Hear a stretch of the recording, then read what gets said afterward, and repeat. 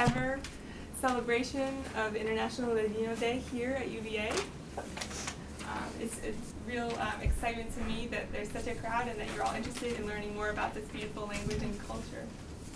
Before we start today, you can see from our program that we have some students that are going to be giving different readings and presentations that hopefully will give you an idea of what this, the beauty of this language and the beauty of the culture. But before we start, I just would like to make sure that no one leaves this room without knowing at least a basic definition of what Jewish Spanish or what Ladino is. This is the most basic and the most important thing that perhaps you could learn tonight in order to be able to preserve what we've been learning. So, Jewish Spanish, or otherwise known as Ladino, is the language that came from the Jews that lived in the Iberian Peninsula. And these Jews were expelled from Spain in 1492. And with them, the only thing they took with them was the dialect of Castellano, or Castilian, they spoke, which was mixed with Hebrew and Arabic and other things. And as they traveled through expulsion and diaspora, they went to different other countries, including Portugal. They went to Italy. They went to Greece. Many of them went to Turkey. Some of them went to the Americas.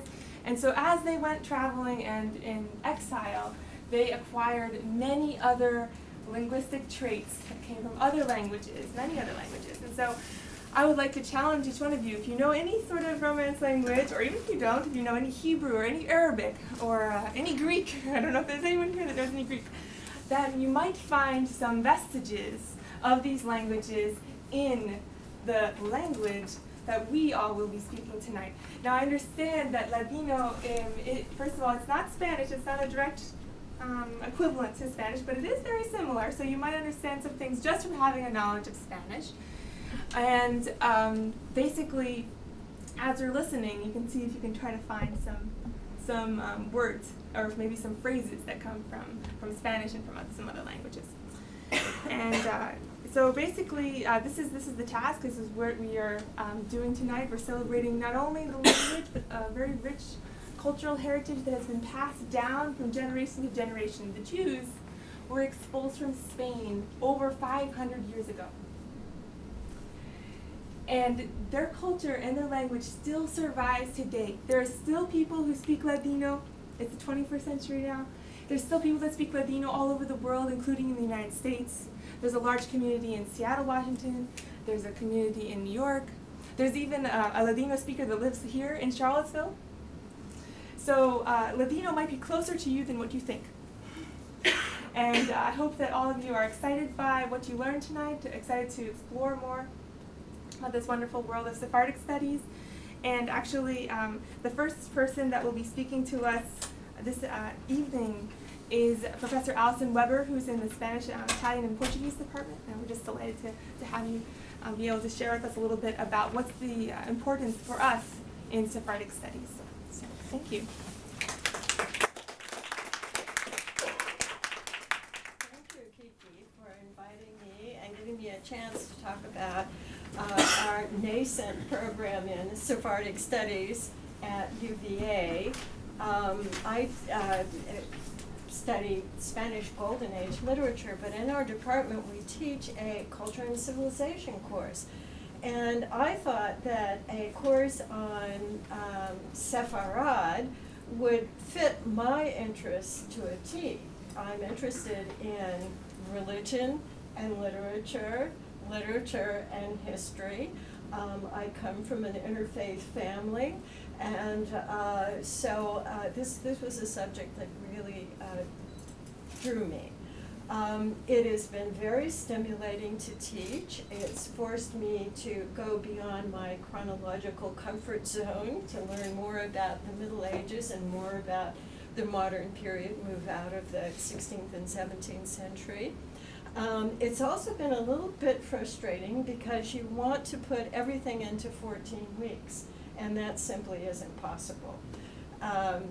So I'll tell you a little bit about the course and give you an idea of why we really need to have a 2-semester sequence or a 3-semester sequence of Sephardic studies. The Jews, although they represented a minority in medieval Spain, had a tremendous cultural impact. Medieval Spain is a period of what we call convivencia, or living together. Probably, if you were a Jew, Spain was the best place to be during the Middle Ages. The Jews were protected under the Moorish kings. They were protected under the Christian kings as well. They could move back as long as they paid extra taxes, of course. This situation changed in the 14th century. We don't know exactly why, probably from influence of anti-Judaic ideas from the north filtered into Spain.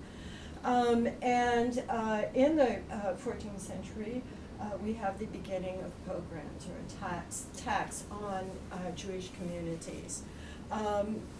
After these attacks, you have mass conversions. You might think that this would put an end to hostilities. However, the creation of a group of conversos, or converts, to Christianity created, in effect, a new target group for aggression. The middle of my course, and I think a big chunk of the history of Jews in Spain, is pretty grim. We have to talk about the pogroms, the institution of the Spanish Inquisition, the expulsion of the Jews, and the aftermath. And it's both, as I say, grim but fascinating. I like to have my students work with primary sources so that they aren't learning history as a summary of what someone else thinks happened, but as a problem that they have to interpret themselves. And so reading firsthand accounts of inquisitorial prisoners can be pretty rough. And I think when I was first teaching a course in the Spanish Inquisition, I was sort of obsessed with it, and I would want to talk about it, unfortunately, over dinner. And at one point, my son, who was about 14, said, "Mother, stop. I don't want to know anything else about the Spanish Inquisition." Well, it's not all the Spanish Inquisition. As Kiki was saying, the Sephardic Jews had an incredible spirit of resilience, and we can point to their cultural survival in the diaspora as they moved to the New World and North Africa. One aspect of that cultural heritage that I particularly enjoy teaching is the ballad tradition. Sephardic Jews carried with them these wonderful folk songs, these wonderful stories, and up until the present time, you can find in Seattle, in places in Argentina, people now very, very old who have learned these songs from their ancestors, and they have kept alive the songs and the Castilian that their ancestors learned. The 19th century gets short shrift in my class, but I do like to end the semester talking something about the Sephardic diaspora today.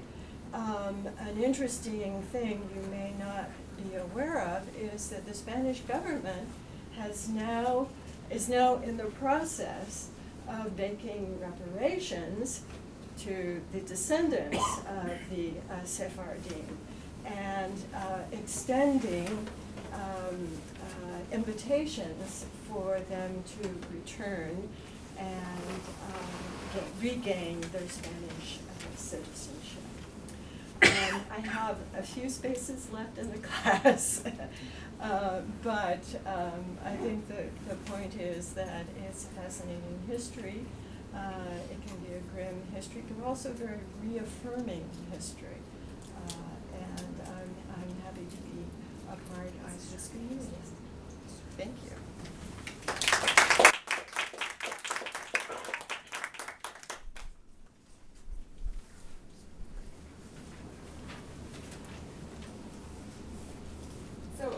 course of this semester, thanks to the generosity of the Jewish Studies program as well as the generosity of the Spanish department, I was able to offer the very first course ever in Ladino language, history, and culture. And so from this point forward, what you're going to be witnessing is some of the fruit that was born from this class, thanks to my lovely students. And the first presentation is by Daniela, Alexander, and she's going to be sharing with you some refranes, which are typical in the Sephardic tradition. But refran is a word that basically is a proverb or a saying. And it's something that I think that all of us can kind of memorize and keep with us as we go about our lives. I have the PowerPoint, so I can change the slides for you. Great, thank you. So, I wasn't prepared for anything formal, but as I was thinking about the refranes, and Kristin helped me pick out some, I just wanted to share that when I was a child growing up, my father used to say all these proverbs to me and, little phrases. Most of them were in German because that was his native language. My parents were both from Germany. And I would just shrug my shoulders and like, oh, Dad, another one. Didn't realize that it was a whole body of literature that now, is a legitimate area of study. So I was really amazed when I went to the two websites that Kristin directed me to find hundreds of these refranes. So my appreciation to my long deceased father, I feel a little embarrassed, but anyway. So one of the things also before I read them, this one is not okay, was a couple of questions arose for me. One is, how did these refranes help, or did they help preserve Ladino culture? And in what way did they do so? So I guess that's something I could study, and maybe there'll be another class on Ladino. And I was also wondering, well, my father shared a number of proverbs with me, but do all cultures have such a multiplicity of refranes? I don't think of them as being so prevalent in English, but maybe that's just because I just don't know them. So I was wondering if that was something unique to Ladino or maybe even Spanish societies. And the other thing that in an email, Kristin, you mentioned to me a connection or a possible connection to the book of Proverbs. And indeed, that there's a whole body of Proverbs there. So that's another area. I guess I could just retire from my job and start studying, which would be lovely. So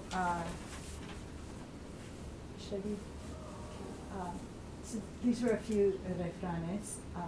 Del amigo te viene la piedra más grande. From your friend comes the biggest stone. Do you want us to discuss them or what they mean? Or just read them? Does anyone have any response or reaction to this refrain? What is that? From your friend comes the biggest stone. The unexpected betrayal? That's the way I understood it. See it. Yeah. De tu boca a los oídos de Dios.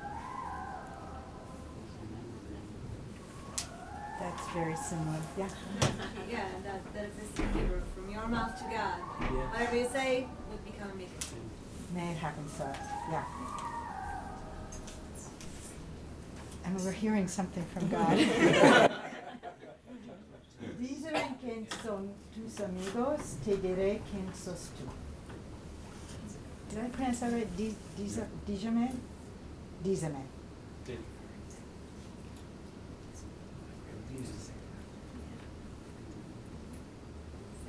Do you want to paraphrase that?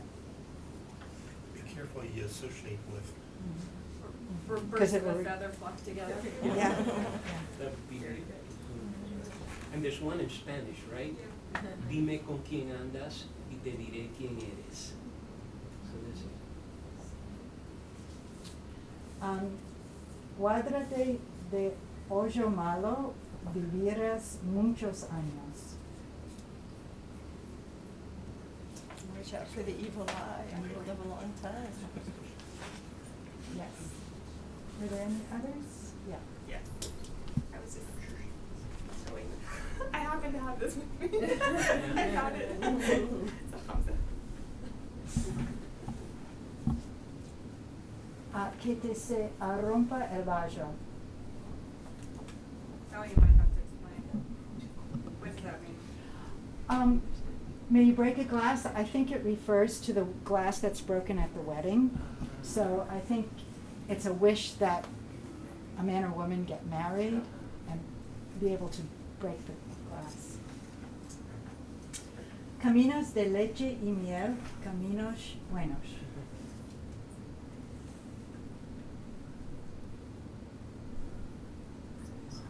Thoughts?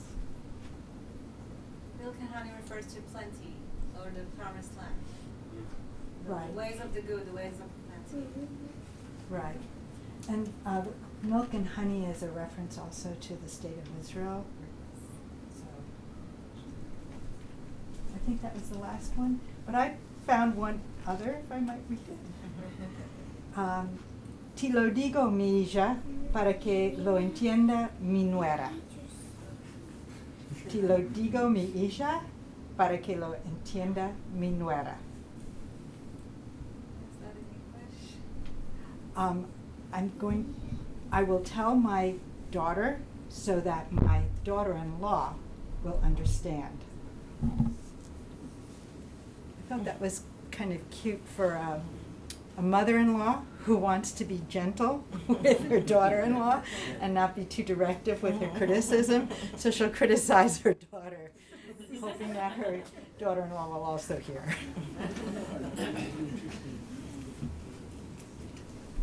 Thank you.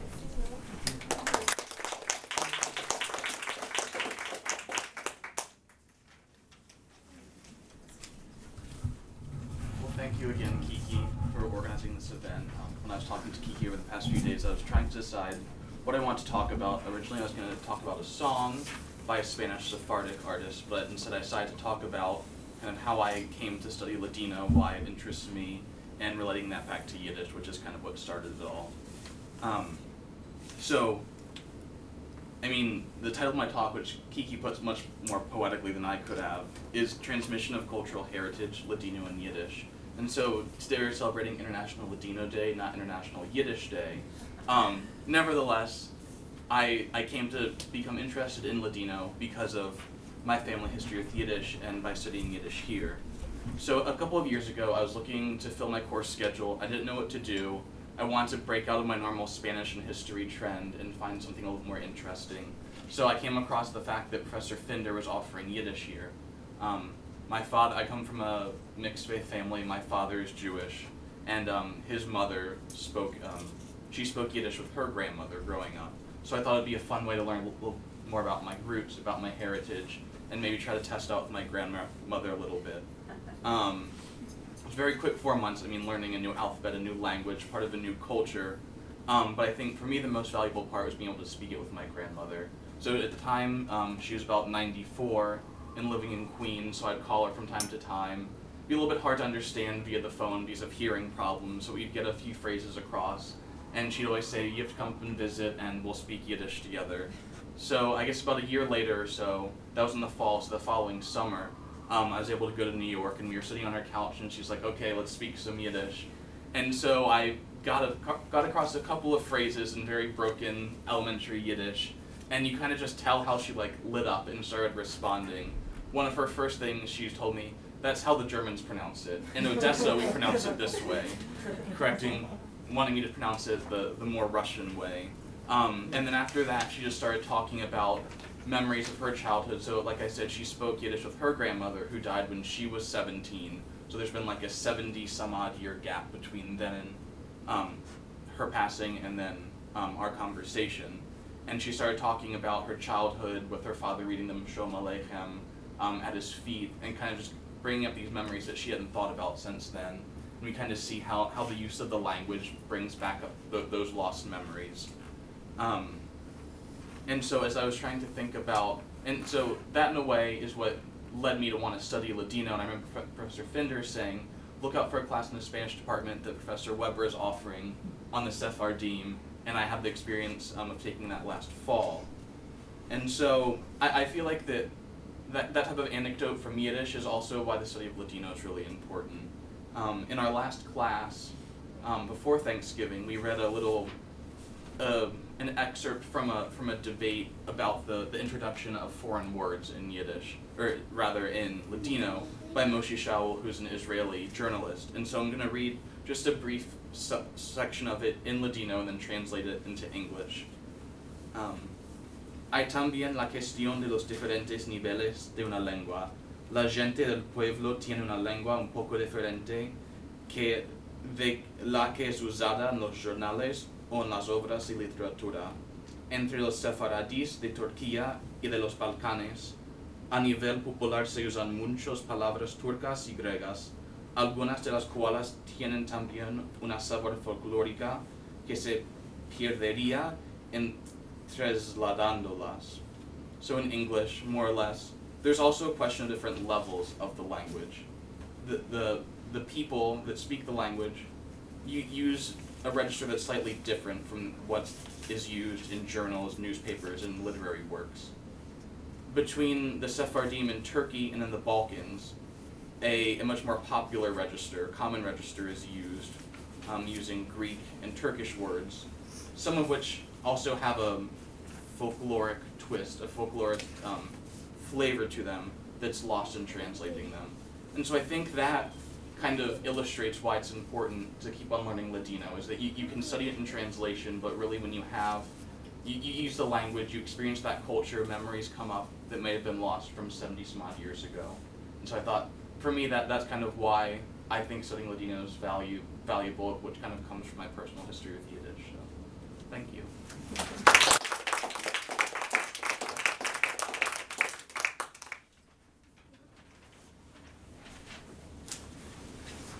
I'm going to use this because my arms are not strong enough to hold up my computer.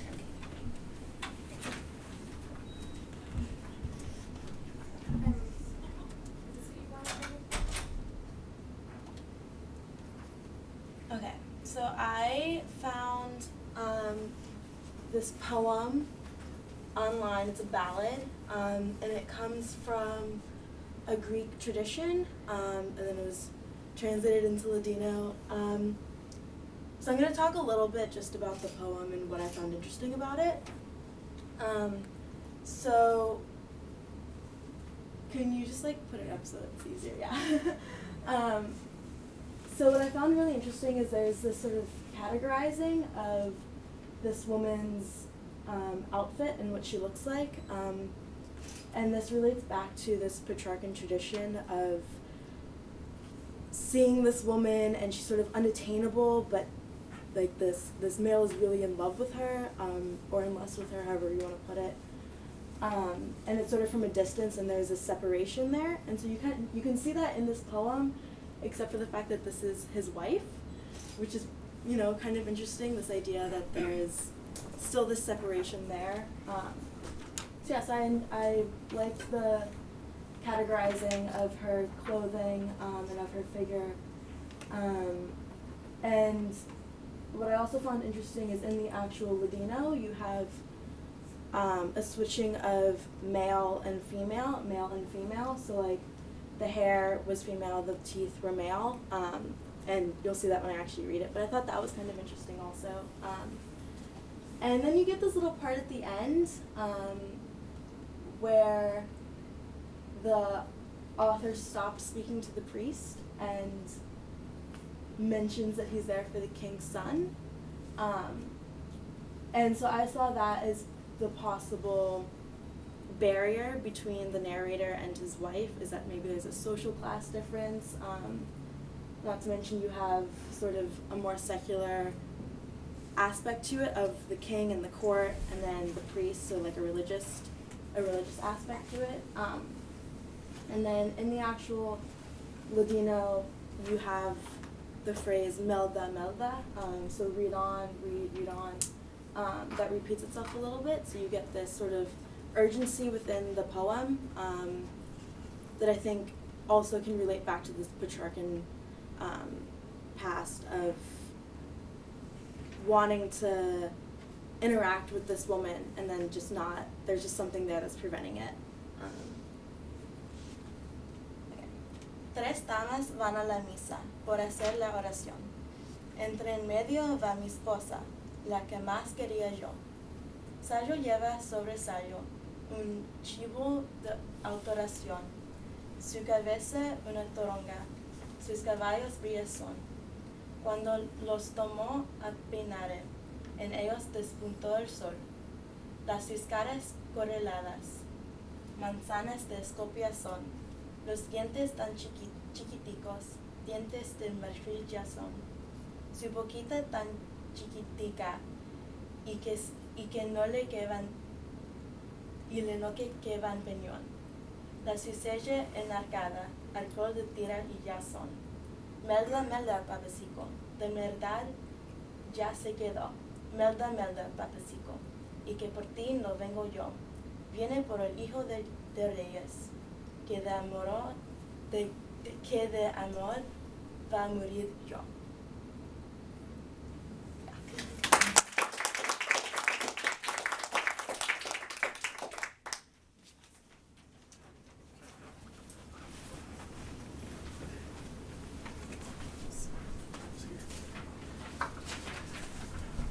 So,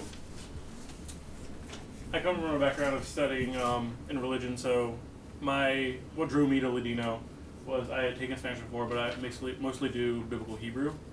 And so I was fascinated by the sort of combination between the two, which was formed in Ladino. Ladino, the actual word from the idea of like ladinar, which was used by it was used to describe the process of translating the rabbinic texts or other Hebrew texts into a language that they could understand, a sort of elevated form of Judaism or Jewish, as it was referred to within the Iberian Peninsula. And so Ladino historically was understood as the literary tradition and was used in Rashi script, which is what we're seeing here.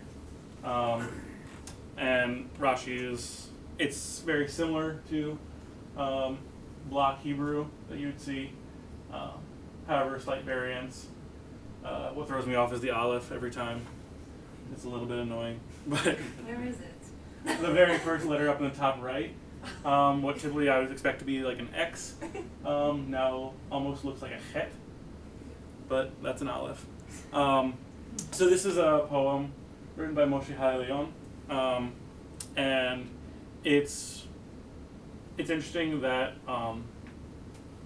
this is an example of Holocaust poetry, which is a example in which we see Ladino now in a very solemn usage of the language in a more modern context, rather than just the ancient form. So as it's been continuing on throughout history. And in this case, Moshe Leon was the only one of his community that survived. He came from Greece, and then made Aliyah, and ended up also serving in the IDF. So I'll read this first in Ladino and then provide the translation. And I apologize, with Biblical Hebrew I'm used to the vowels being there, so just pardon if there's anything issue there. El día, el pasado, y ahora caminaban de un lugar al otro, ocasión buscaban, de orar comía de alguno a su lado, que lo tiene parece que estaba aplacado. Los ojos los abrimos, tomamos vacaciones, todavía estamos enfermos si habían los ladrones. De emplear la fuerza a enjolar sus planos. En cabo, los hispanatos se demostraron vemos. Comemos tranquilamente, después recogimos el resto de comida, nos encarguemos. Y no se da orden, el rango nos metemos, anse la marcha et pesca, es que los fin veremos. La tarde es de día después que convenemos. No manco de 10 horas del punto que partemos. La marcha final acaba por entero. No como lo sentimos el primero.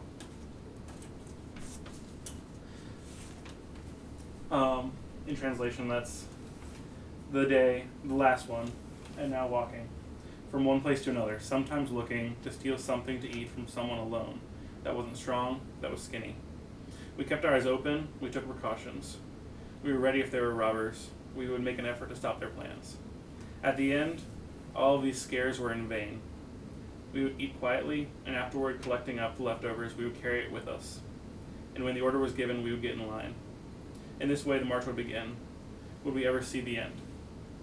The afternoon of this day, and then we would walk. Without fail, we would walk for 10 hours since leaving. The march never came to an end. The end of it all was never like the one we felt the day of the first one.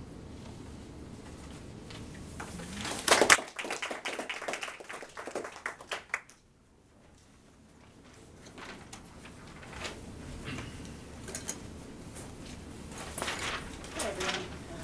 I first stumbled across Ladino when I found a CD of Sephardic ballads on clearance at a Borders bookstore, back when Borders bookstore still existed. I was really intrigued by the similarities and differences between Ladino and Spanish in that music, and my curiosity was further piqued by tangential mentions of the Sephardic Jews in Spanish history classes that I took. So when I saw the flyer for Kristin's class, I thought, I have to take that class. I would really like to learn more about this language and this culture. So the thing that I enjoyed most about my introduction to Ladino was poetry in Ladino. I'm really interested in the ballad tradition in English and Spanish. So when Kristin sent us a database of Sephardic ballads, I had a really good time looking through that, and I chose one of those ballads to read today. So I'm actually going to be reading two poems. The first is a ballad, and the second is by a contemporary poet, but we discussed this poem in class, and the sort of autumnal tone of it, the passing away of time, really struck me. The first poem that I'm going to read is called Las Montañas y el Mar, which is the mountains and the sea, and there will be a translation, here it is. And in the translation you can see that the main theme of this poem is leaving one's homeland and one's loved ones, which, as you might expect, is a prevalent theme in Sephardic ballads. So this is Las Montañas y el Mar. Yo haré mis aparellos que yo pienso de partir. Abrazaré a mis queridos, no los dejaré sufrir. Aman del amor. Mares hondas, montañas altas, llévame con mi amor. Vaporicos van y vienen, a ver bueno mos venan, aman del amor. Ven querida y ven amada, ven al borde de la mar. Te contaré mis casos, querida, y te metas a llorar, aman del amor. Yo te amo y tú me amas, amores de corazón. Despartición de los amantes que se quieren con amor, aman del amor. The second poem is called Como caen las ollas en otoño. Como caen las ollas en otoño, bajo los cielos grisos y la luz fría, sorbos de vino y sueños vanos son esperanzas, que duran poco tiempo y desaparecen, como caen las ollas en otoño.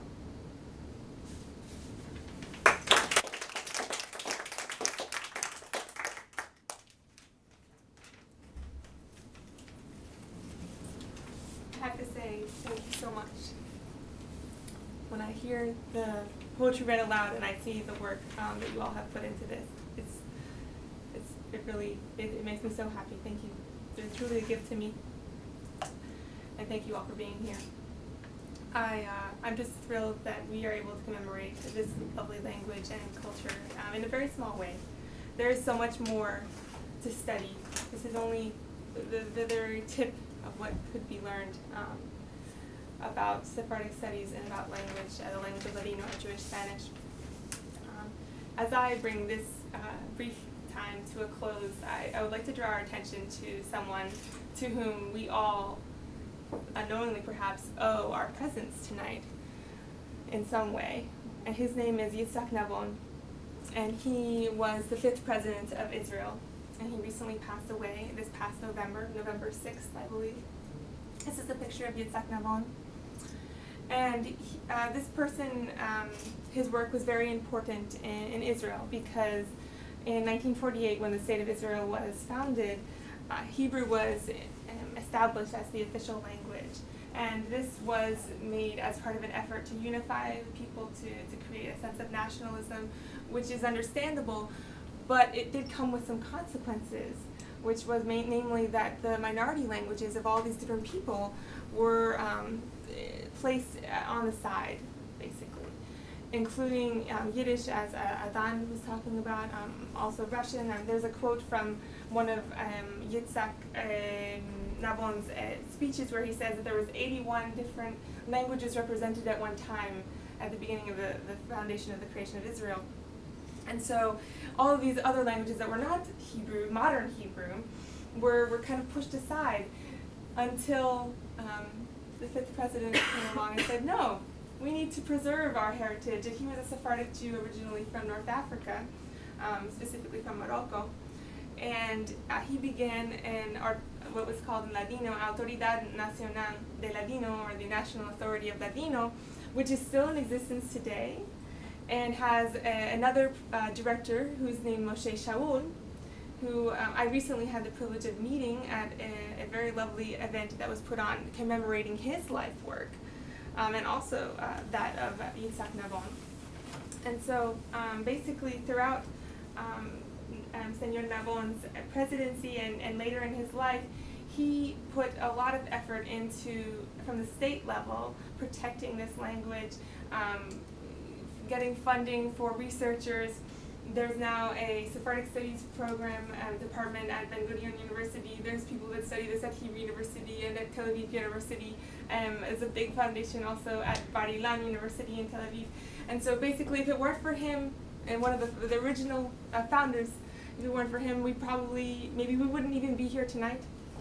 That's how large his contribution was to the field. And it wasn't just because he had a personal investment, it wasn't just because he came from that culture, but it was because he recognized the importance of this language and culture for the world. This Sephardic studies and the study of Ladino is not just for those who come from a Sephardic background. It's not just for those who are Jewish or have any sort of affiliation with Jewishness, if you want to say it that way. It's really part of the world heritage.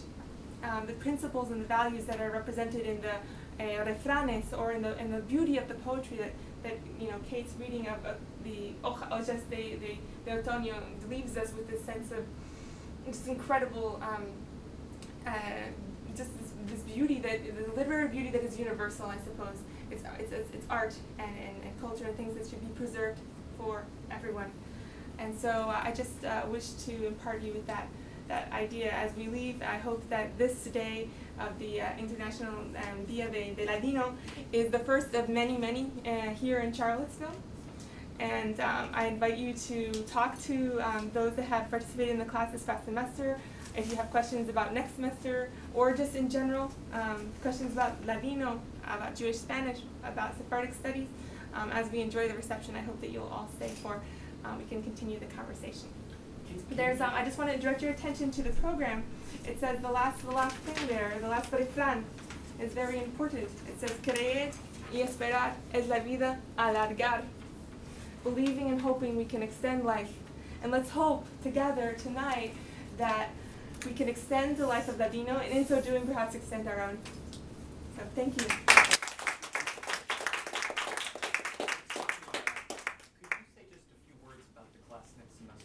Sure. What's the class going to be about? Sure. Is it a repeat of the class from this semester, or what is it? Nothing ever shall be repeated. That's the first answer. Every class is unique, so yes, I have plenty of tricks up my sleeve. But basically, I would consider it an introduction to Ladino. You don't need to know the language. You don't need to know Spanish. You can ask the students. It wasn't necessarily to know Spanish. Or there had many different languages represented in the class. We study literature, we study linguistics, history, religion, philosophy, philosophers going back to the Middle Ages, to pre-expulsion, Iberian Peninsula, all the way to 21st century modern day writers and intellectuals that are in this community. So I don't know if that helps, but Yeah, that's great, thank you. thank you. If you have any other questions, please approach me afterwards. I really appreciate it, and please enjoy. We have some haroset from Bela, and some cookies, and some different other things. We have some tabbouleh, which is a little Middle Eastern flair for you. So please enjoy that. Thank you so much. Thank you.